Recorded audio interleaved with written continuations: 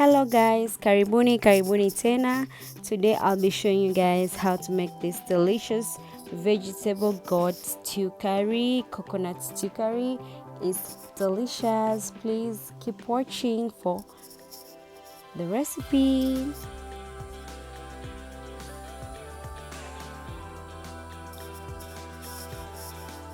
For this stew curry, you will need few things, and the first thing that you'll be needing for the stew curry is the onion. I do have one onion, one large one, and half of an onion.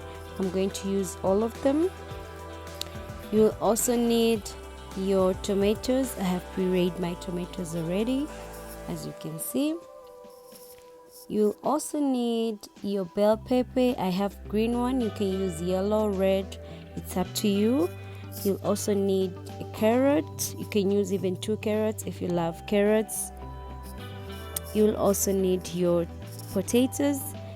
Potatoes usually thickens up the stew, so that's why I love potatoes. You'll also need your garlic and ginger for spicing, to make things ginger. You will also need these vegetables. I don't know their name in English, but they're called Nyanya chungu in Swahili. So if you know their name, please comment down below. I do have half of a tomato. I'll also use my Pilipili, my pepper, and I'll also use Bamia. I think for those who live in East Africa, you have those vegetables. Even those who live in West Africa, they do have Bamia and Nyanya chungu. You'll also need your curry powder because it is a stew curry. We'll also need your mixed spices. Now, it's not necessarily for you to add mixed spices. It's just an option. I also used some thyme. I had my salt, and I also had my black pepper. So let's get cooking up. I also had the main ingredient, the star of the show, our coconut, a whole coconut. I bought it from the market. I will cut it and use it. Now I started by frying my onions, as you can see.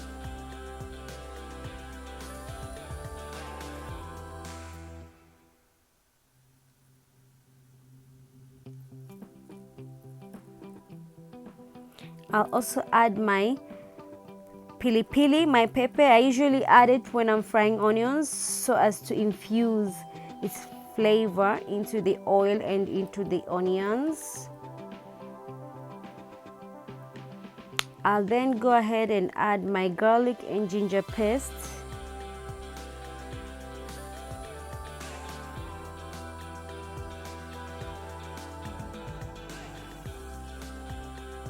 Once you add your garlic and ginger paste, please make sure to reduce the heat and make it low to medium heat so that your garlic and ginger does not burn.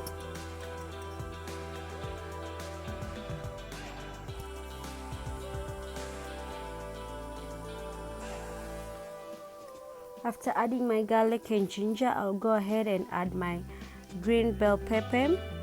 As I said before, you can use either green, red, or and yellow. Add my carrots, my finely grated carrots. I'll add my Bamia, I'll add my Nyanya chungu, and I'll also add my potatoes, so I can fry all this vegetables. I will mix everything together all at once, as you can see, and let it simmer for about 2 to 3 minutes.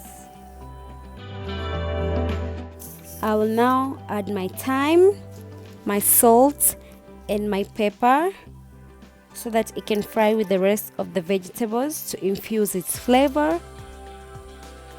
I'll go ahead and mix it all together and let it simmer for about 2 to 3 minutes before I add my tomatoes.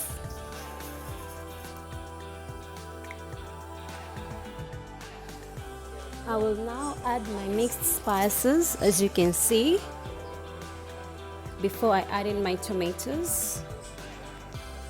I'll add half a teaspoon of mixed spices. Then I'll add my curry powder. I'll add 2 tablespoons of curry powder and then mix everything together and let it fry for 2 to 3 minutes to infuse the flavor.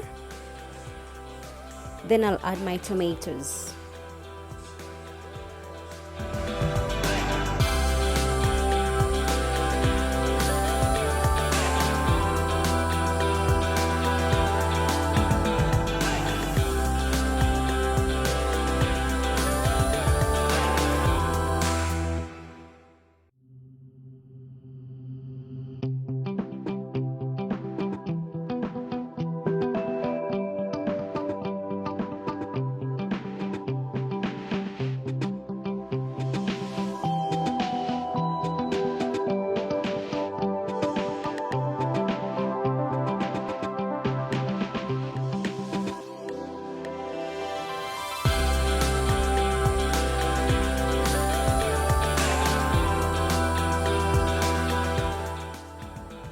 I will now let my tomatoes simmer.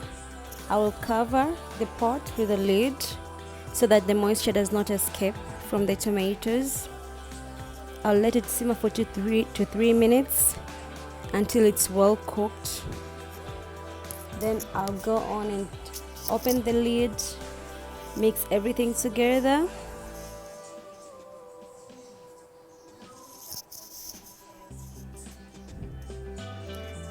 Then I'll go ahead and add my goat meat.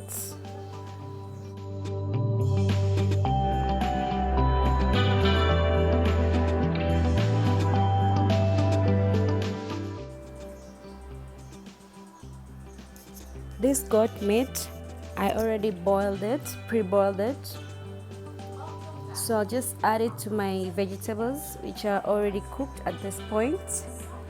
Then I'll mix everything together. As you can see, then I'll go ahead and add some coconut.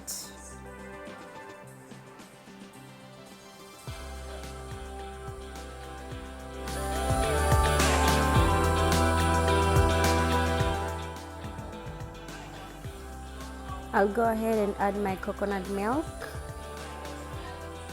This is homemade coconut milk.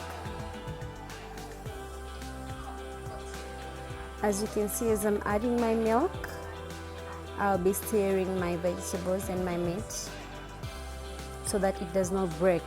The coconut milk does not break apart. I don't know, this is a theory from coastal people. You're supposed to always add coconut milk and keep stirring and stirring so that it does not break. So we do not add coconut milk and leave the pot. You're supposed to stir it until it starts boiling while you're stirring. Then once it starts boiling, I'll stop stirring.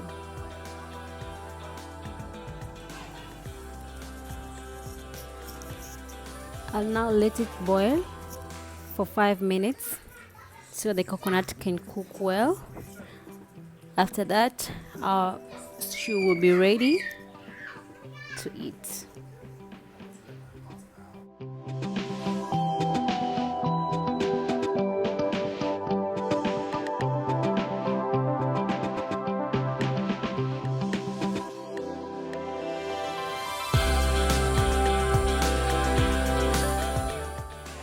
At this point, our stew is ready.